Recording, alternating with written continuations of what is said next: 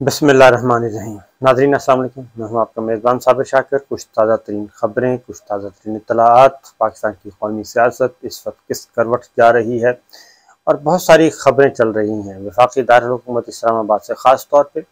और कुछ ट्वीट्स हो रहे हैं और कुछ ख़बरें चल रही हैं, कॉन्स्पिरेसी चल रही है कि प्राइवेट जहाज़ आ गए और प्राइवेट जहाज़ से कुछ अहम लोग फ़रार होने की कोशिश करेंगे और तैयार हैं, उन पर नज़र रखी जाए। और ये सब कुछ क्यों हो रहा है और क्या वाकई लोग फ़रार होंगे और क्या शहबाज शरीफ साहब मुल्क से फ़रार होंगे, हमजा शहबाज फ़रार होंगे, आखिर ये सब कुछ क्या हो रहा है, इस तरह की अफवाह साजियाँ क्यों हैं। और फिर इन्हीं अफवाहों की वजह से, इन्हीं ख़बरों की वजह से पाकिस्तान इस वक्त मुश्किल तरीन दौर से गुज़र रहा है और पाकिस्तान की मईशत जो है वो बहुत ही ख़राब सूरत हाल इख्तियार कर चुकी है। उसकी वजह यह है कि एक दिन में डॉलर जो है वो 8 रुपये बढ़ गया एक दिन में सिर्फ। और इसी तरीके से स्टॉक एक्सचेंज जो है वो गिर गई। पाकिस्तान डिफ़ॉल्ट होने के करीब है और चौथे नंबर पे है। जिन ममालिक को ख़तरा है कि डिफ़ॉल्ट हो जाएंगे, उनमें पाकिस्तान का नंबर चौथा है। साथ फिर ये ख़बरें चल रही हैं, इनकी भी ज़रा मैं आपको हकीकत बताता हूँ और ये ख़बरें क्यों चल रही हैं, ये सारी सूरत हाल। लेकिन पहले कल सारा दिन क्या होता रहा, असल ये चीज़ है। क्योंकि इस वक्त तख्त लाहौर का झगड़ा चल रहा है। तख्त लाहौर किसके पास जाएगा? तख्त लाहौर जा चुका है, हाथ से निकल चुका है और पंजाब के अवाम ने फ़ैसला भी दे दिया है। और वो फ़ैसला दिया है पाकिस्तान तहरीक इंसाफ के हक़ में, क्लीन स्वीप किया ज़िमनी इलेक्शन में। लेकिन अब उस फैसले को तस्लीम करने के बजाय उसको सबोटाज करने की कोशिश की जा रही है। और ये सब जो इम्पोर्टेड कंपनी है वो सारे मिलकर इस वक्त ज़ोर लगा रहे हैं कि किसी भी तरीके से इस मैंडेट को तस्लीम ना किया जाए। और लोहे के चने मैदान में आ चुके हैं और वो लोहे के चने पहले भी आए थे, धमकियां दी थीं। और उसके बाद फिर क्या हुआ? उसके बाद ये हुआ था कि बाकायदा तौर पे स्टाम्प पेपर पे लिख के दिया कि जनाब हमें मुआफ़ कर दिया जाए, आज के बाद हम लोहे के चने नहीं बल्कि मोम के चने हैं। ये सारी बातें हुई, ये रिकॉर्ड पे मौजूद हैं, माफ़ीनामे मौजूद हैं, अंडरटेकिंग मौजूद है। लेकिन जब से ये फ़ैसला आवाम ने दिया है ज़िमनी इलेक्शन में, तब से कंपनी को चैन नहीं है। अब क्या हो रहा है?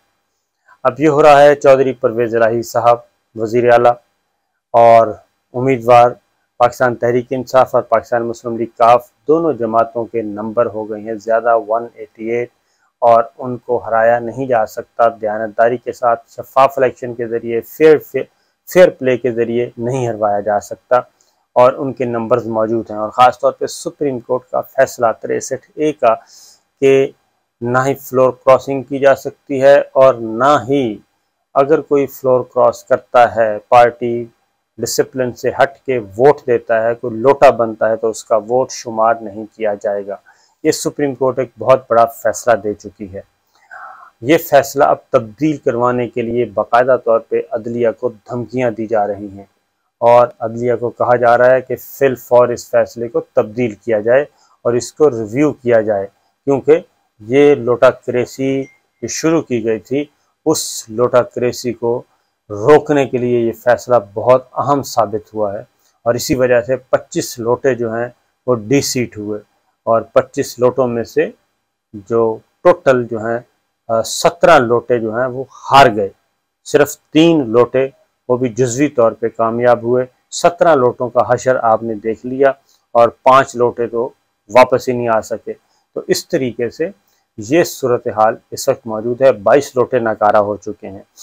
लेकिन धमकियां दी जा रही हैं सुप्रीम कोर्ट ऑफ पाकिस्तान को और बाकायदा तौर पे प्रेस कॉन्फ्रेंस के ज़रिए कि जनाब ये 63A वाली जो आपने फैसला दिया इसको तब्दील किया जाए।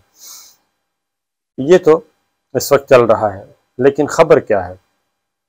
ख़बर ये है कि चौधरी शुजात साहब के पास पहले तो मुलाकातें हुई, पहले तो टेलीफोनिक राब्ते हुए मौलाना के, जरदारी साहब के, नवाज शरीफ साहब के, शहबाज शरीफ साहब के टेलीफोनिक राब्ते। और उसके बाद फिर टेलीफोनिक राब्तों के बाद जब ये देखा कि अगर हम इस शिकस्त को हम तस्लीम कर लेते हैं, शिकस्त मान लेते हैं, हार मान लेते हैं और पंजाब का तख्त जो है वो पाकिस्तान तहरीक इंसाफ और मुस्लिम लीग काफ को देते हैं, तो फिर हमारे पल्ले क्या रहेगा।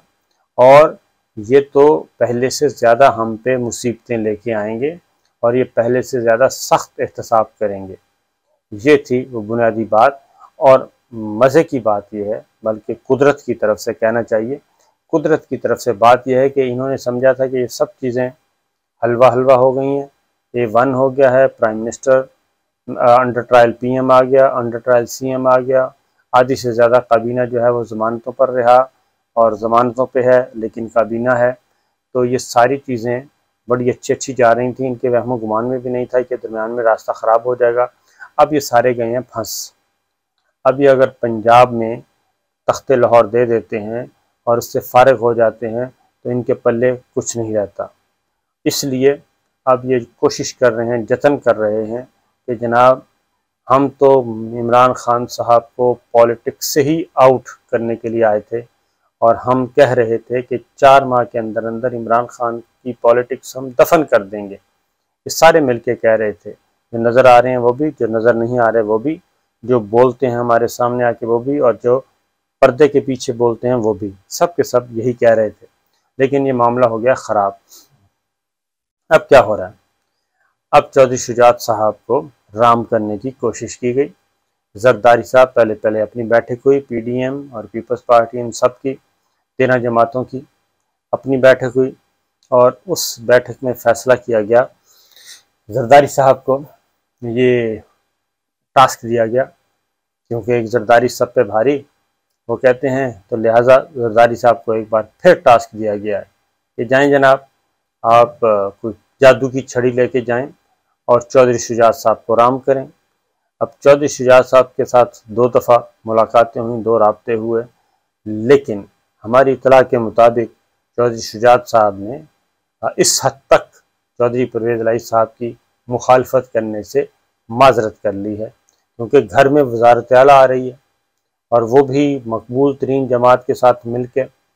इसलिए अंदर खाने जो बहस हुई, उस बहस के बाद भी चौधरी परवेज़ इलाही साहब बदस्तूर वज़ीर आला हैं, वज़ीर आला के उम्मीदवार हैं और वो जीत जाएंगे अगर इलेक्शन होते हैं तो।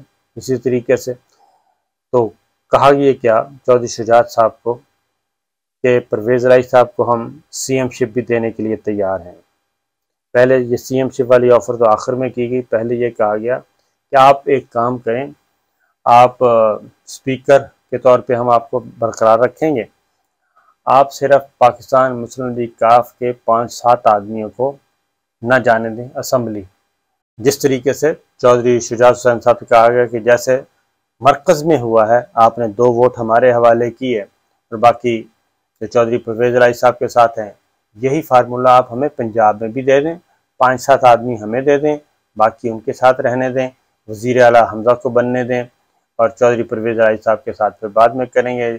और जो 5 आदमी नहीं आएंगे, उन आपको जो कहेंगे उनको वजारत देंगे, और लेकिन ये गारंटी आप हमें दें कि 5 आदमी जो हम आपके तोड़ेंगे, ये बात ज़हन में रखिएगा, जो 5-7 आदमी हमने आपके तोड़ने हैं, उनके ख़िलाफ़ आपने इलेक्शन कमीशन को या स्पीकर पंजाब असम्बली को उनकी नाअहली का ख़त नहीं लिखेंगे आप।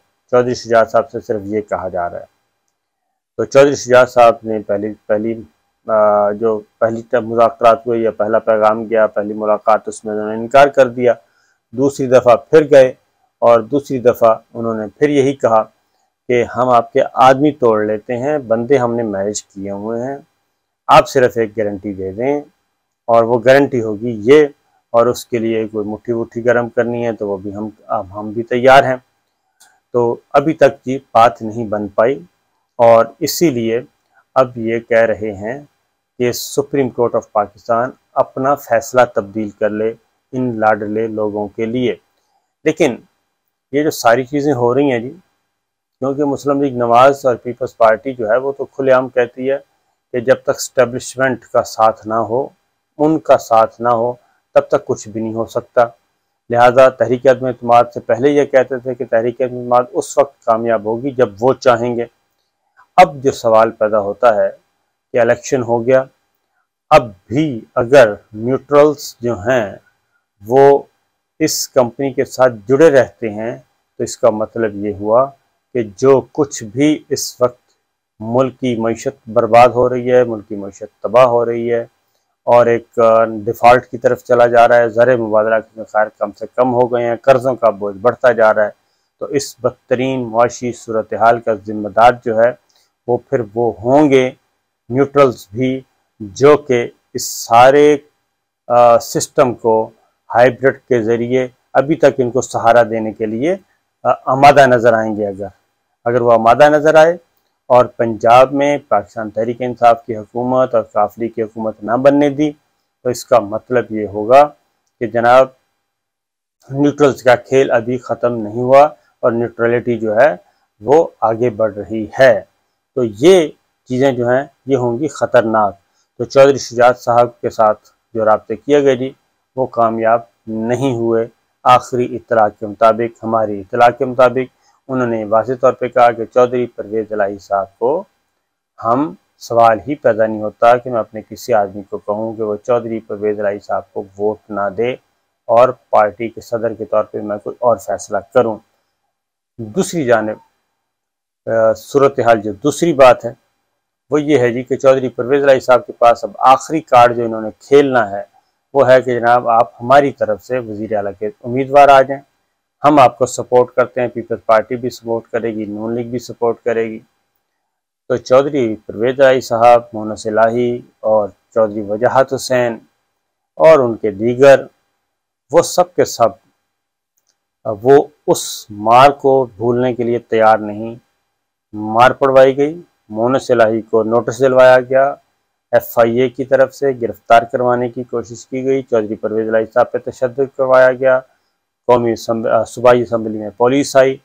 ये सब के सब जो कुछ हुआ वो कहते हैं कि ये कैसे मुमकिन है कि जो 2 हफ्ते पहले हमारी पिटाई कर रहे थे हम उनके साथ जाके सुलह कर लें और वजारत आला उनसे ले लें। लिहाजा मोहनस इलाही, चौधरी परवेज़ इलाही, चौधरी वजाहत जो हैं वो ऐसी कोई चीज़ भी बाय करने के लिए तैयार नहीं हैं और मोहनस इलाही डटे हुए हैं, परवेज़ इलाही साहब भी डटे हुए हैं और वो कहते हैं कि मरना जीना भी इन्हीं के साथ है, खान साहब के साथ, और पंजाब असम्बली में वजारत आला वही हासिल करेंगे और हर सूरत में करेंगे और अगला इलेक्शन भी मिलकर लड़ेंगे। तो ये सारी की सारी चीज़ें हैं जी और अभी कोशिशें हो रही हैं। और साथ साथ एक और बात खबर दे दूं कि फ्रस्ट्रेशन और परेशानी का आलम यह है कि अब श्री मज़ारी साहबा ने बताया कि उनके घर से डिवाइस उनके ड्राइंग रूम से बरामद हुई है या बेडरूम से बरामद हुई है।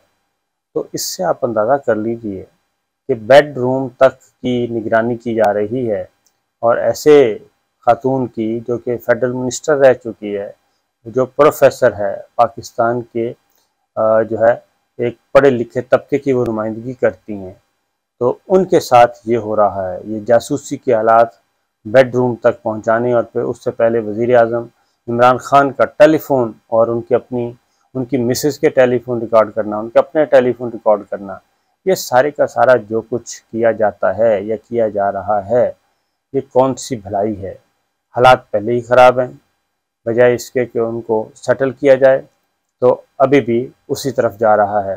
दूसरा ये कि जरदारी साहब ने क्लेम किया है अपने नून लीग, मौलाना और इन भाइयों के साथ कि जनाब मैं बाकायदा तौर पे उन्हीं का नुमाइंदा हूँ और मुझे टास्क दिया गया है, मैं इसको अचीव करके रहूँगा। तो देखिए जी क्या होता है। अब तक की तो यही इत्तलात हैं। इजाज़त दीजिए, अल्लाह हाफ़िज़।